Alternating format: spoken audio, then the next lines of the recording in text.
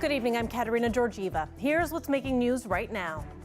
Power grids are very complicated things, and to build new central grid transmission is a very expensive and time-consuming process. I've also been the assistant director under Dr. Uni for the last 6+ months, so there's been a lot of on-the-job learning as we started to prepare for this transition. This year we had there's been lots of losses over the province, actually even the countrywide Canada, with the bees through the winter. Not enough power. That's what we've been hearing from experts for years in Windsor, Essex. Now the issue has come to a head, costing our region a $2.5 billion investment and more than 1,000 jobs. The CBC's Jason Vio joins us live with more on all of this. Jason, why wasn't this region prepared with enough power to support a new investment?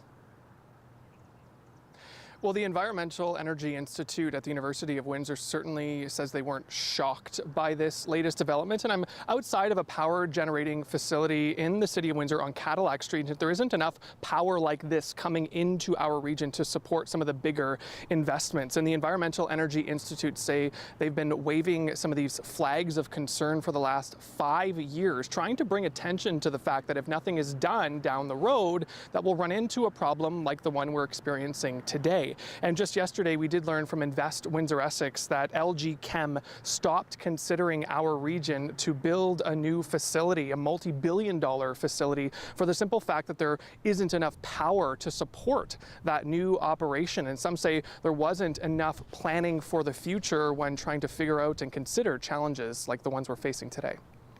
It's a very difficult thing to respond to until the urgency is there. The tough thing with power infrastructure is once the urgency is there, you often can't respond fast enough to meet those demands. So that's why careful planning and careful understanding of your existing assets and matching that with a strategic longer-term plan is really important. And understanding the economic sort of what's going on with different sectors.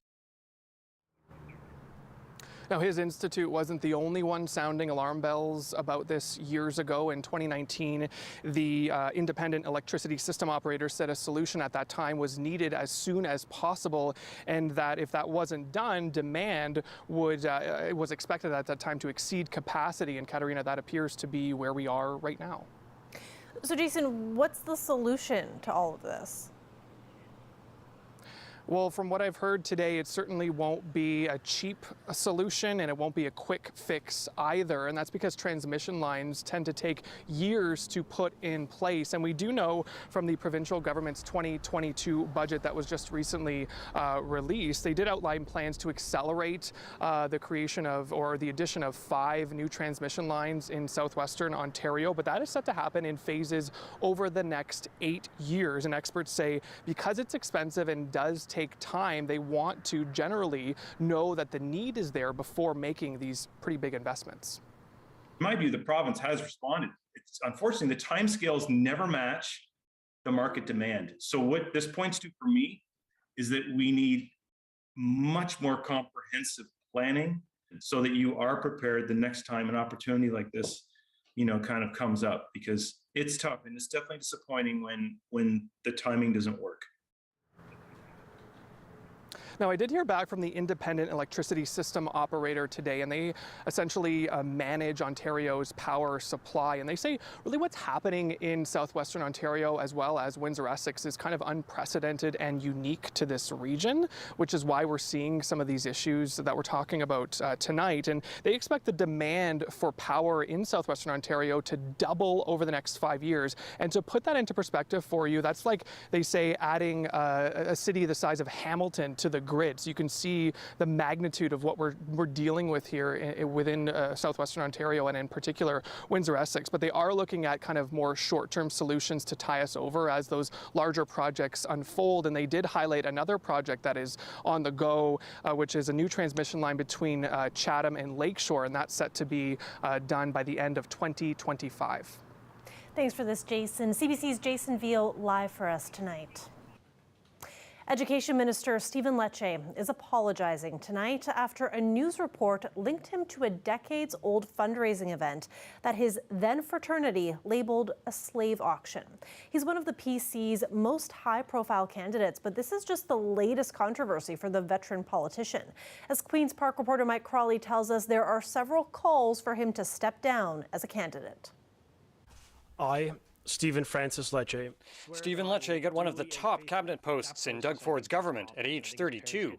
Educated at private schools, Lecce became minister in charge of Ontario's public school system. At times he clashed with the teachers' unions and drew criticism during the pandemic over both school closures and reopenings.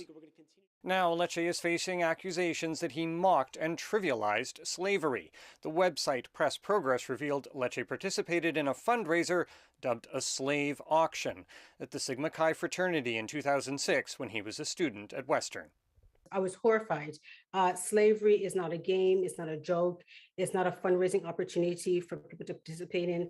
After the article appeared, Lecce issued this statement.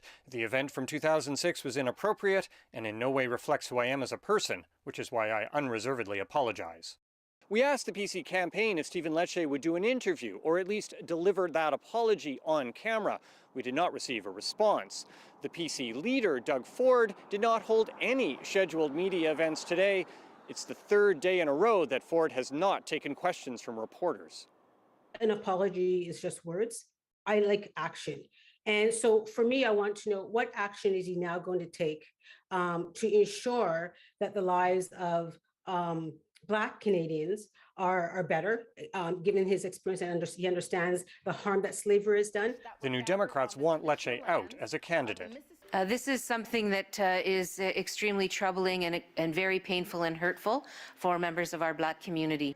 The Liberal leader is not calling for Lecce to resign. It is probably well beyond the point where individuals like me who have privilege should be making comments about whether an apology from another person of privilege is good enough. In Lecce's riding of King Vaughan, reaction is mixed.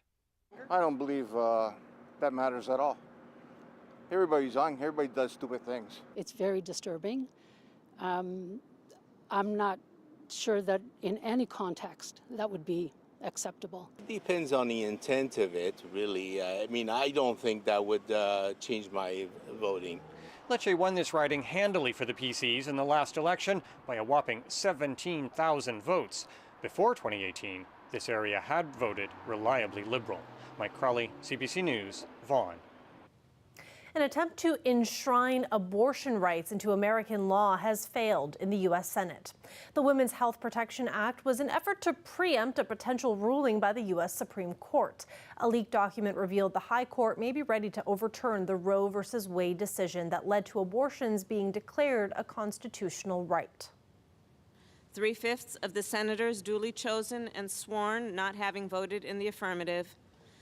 The motion is not agreed to. The bill was not expected to pass today's vote. The key reason the Democrats rushed it into place was so voters would know which politicians don't support abortion rights ahead of this fall's midterm elections in the U.S. The U.S. Supreme Court is expected to issue its ruling on Roe v. Wade this summer. There's a new doctor leading Ontario's COVID-19 Science Advisory Table, and he's a former Windsorite. Dr. Fahad Razak is now the table's scientific director. Dr. Razak is an internist and epidemiologist at St. Michael's in Toronto. He's replacing blunt Dr. Peter Uni, who is taking a teaching job at Oxford University. The table started in the early months of the pandemic, helping the government make decisions on how to prevent the spread of the virus. Dr. Razak said a key part of their job now is finding balance. The pandemic has made many of us sick, and unfortunately, many people died over the last couple of years, but also the severe spin-out effects on the economy, on schools. You know, I grew up in Windsor. My dad's in the construction industry. It's been a very tough couple of years. And so I think it's about communicating why we are worried, when we think steps have to be taken, but also respecting that just the pandemic and just the clinical elements of hospital demand or other things that we talk about are not the only things that people worry about. And so we have to find a way to both control the virus, reduce suffering, importantly, we're in the middle of another wave, but also allow people to have happy and full lives as much as possible.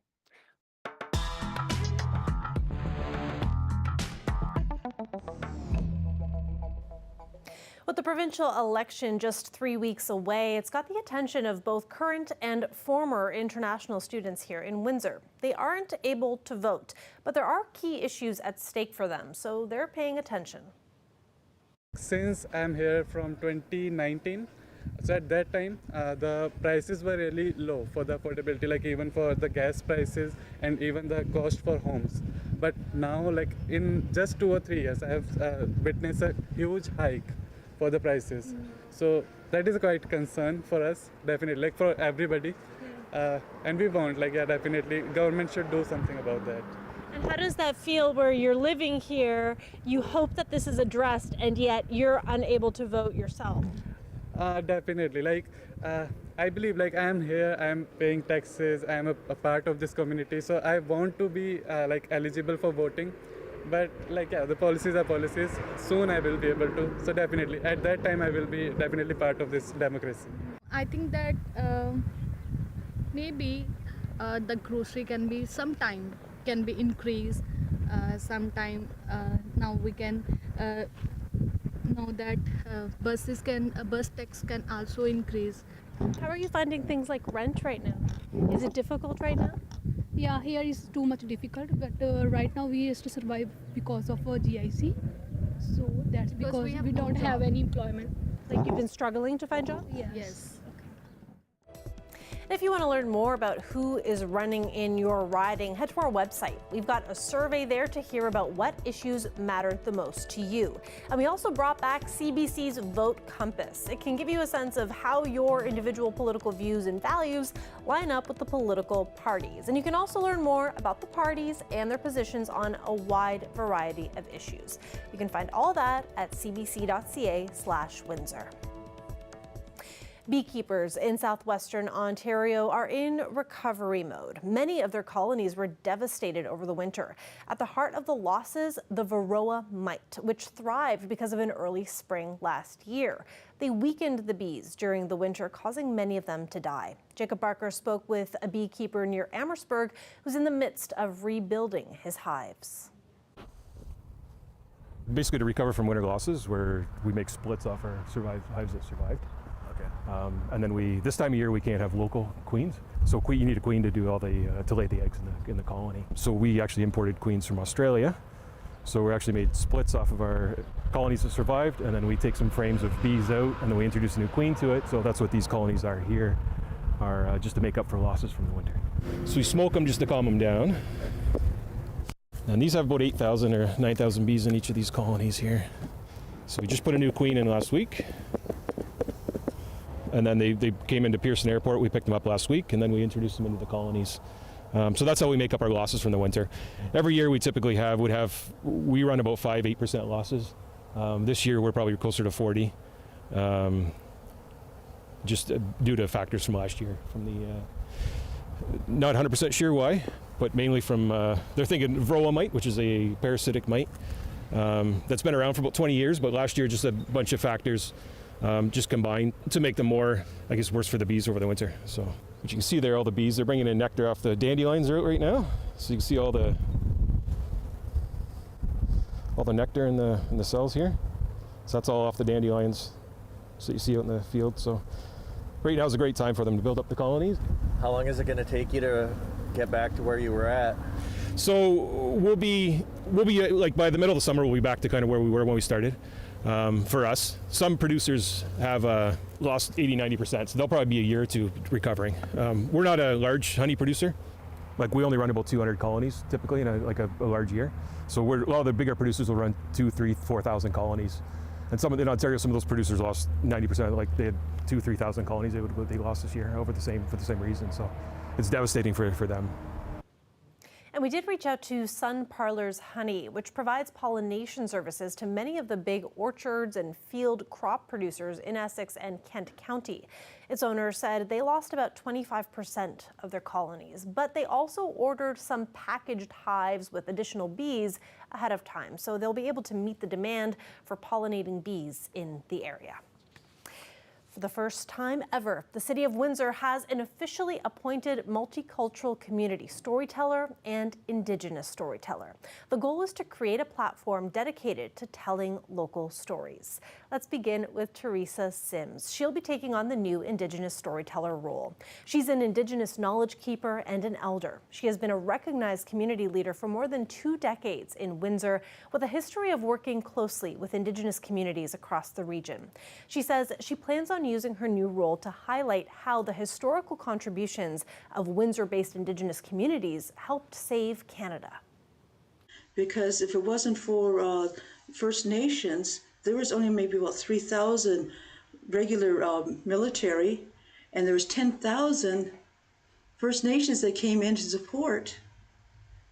And all along the rivers, we came in and supported. Like 6 nations came in, you know, like the Anishinaabe, Walpole Island came in, the Potawatomis, all the different nations came to support. Without that, we would have lost Canada, because Americans thought they could just come over. There was no real issue with Canada. We could just mow them over and take over the land.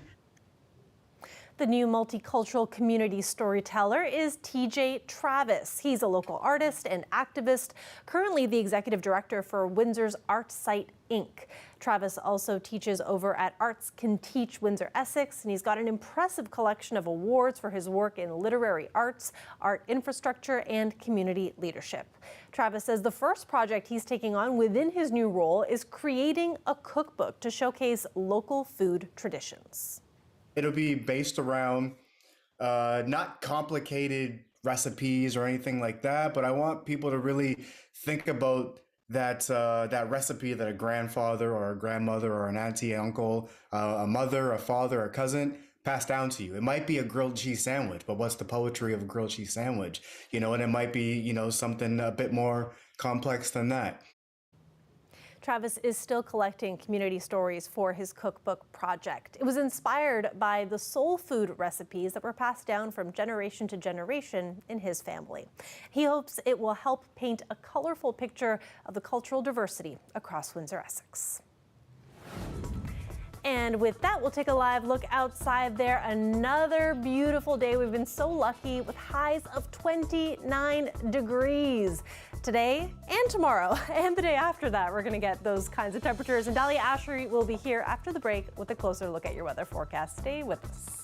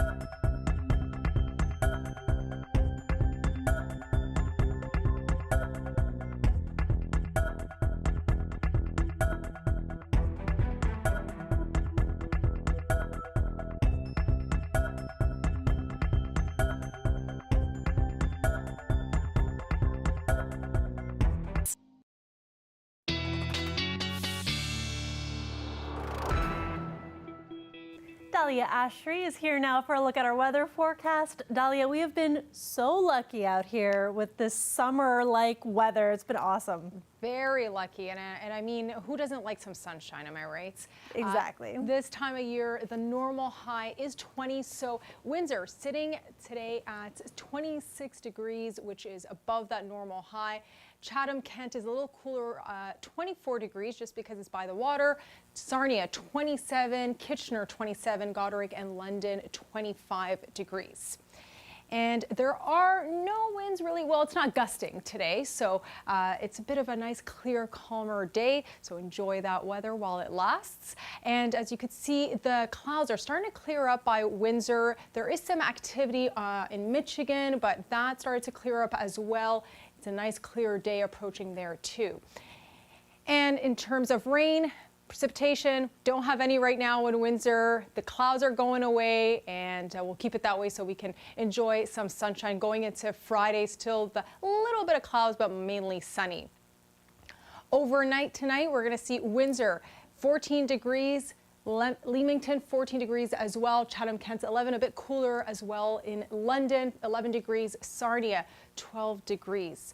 And tomorrow afternoon, we're still seeing those beautiful, lovely double digits. Sunshine, Windsor 29 degrees, feels like summer. Same thing in Leamington, London 29, Chatham, Kent 27, and Sarnia 29 as well. Let's take a look at the 5-day forecast. Tomorrow, 29 degrees with a little bit of clouds. Same thing on Friday, 29, low 13 for Thursday and Friday. Saturday, we see that beautiful sunshine, 28 degrees.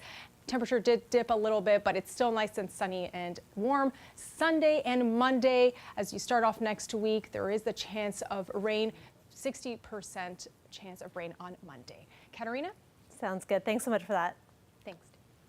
When we come back, Andy Warhol's iconic portrait of Marilyn Monroe sold. We'll tell you about that after the break.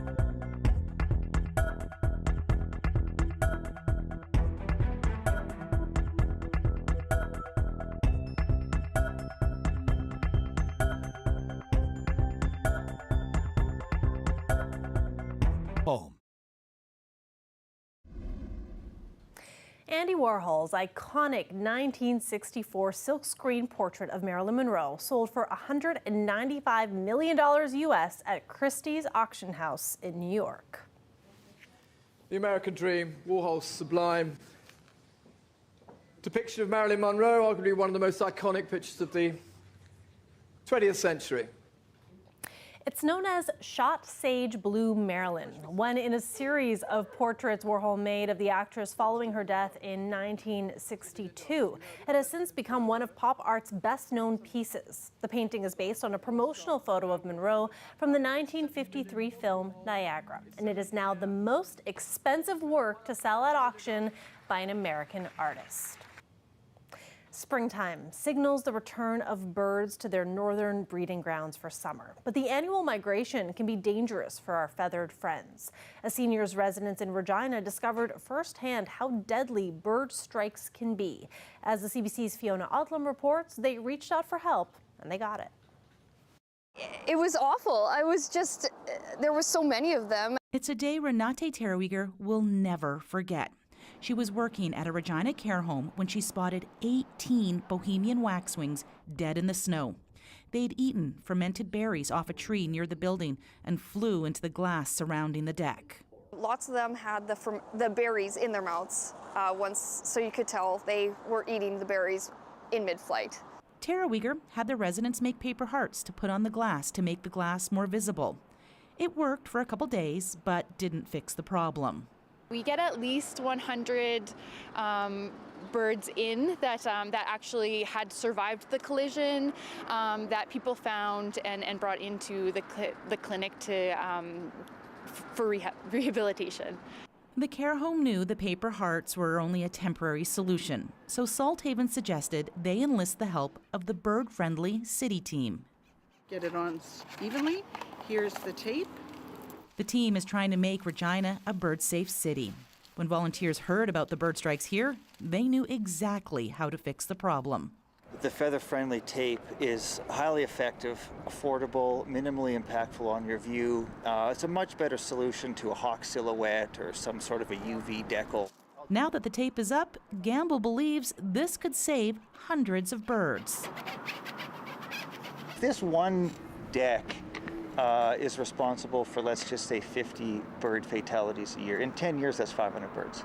The volunteers are happy knowing they're preventing bird strikes here and thrilled that businesses are doing their part too. One of the residents, while we were applying the tape, one of the residents came out and said, "Oh, I'm so glad that you're doing something to fix this because I love birds." So it's for the people that live here, and it's always heartwarming to know how many people care about birds. Fiona Odlum, CBC News, Regina. And before we end our show tonight, a heads up that tomorrow morning, Nav Nanwa makes his debut on Windsor Morning. He is, of course, the new host, taking over for Tony Doucette, who retired earlier this year. We're very excited to have Nav in the chair, and you can listen to his very first show tomorrow morning on 97.5 FM, and that kicks off at 6:10 a.m. And that is it for CBC Windsor News. For news anytime, go to our website, cbc.ca/Windsor. You can find all of our election coverage there as well. We're also on Facebook, Instagram, and Twitter. Thanks so much for watching, and have a great night.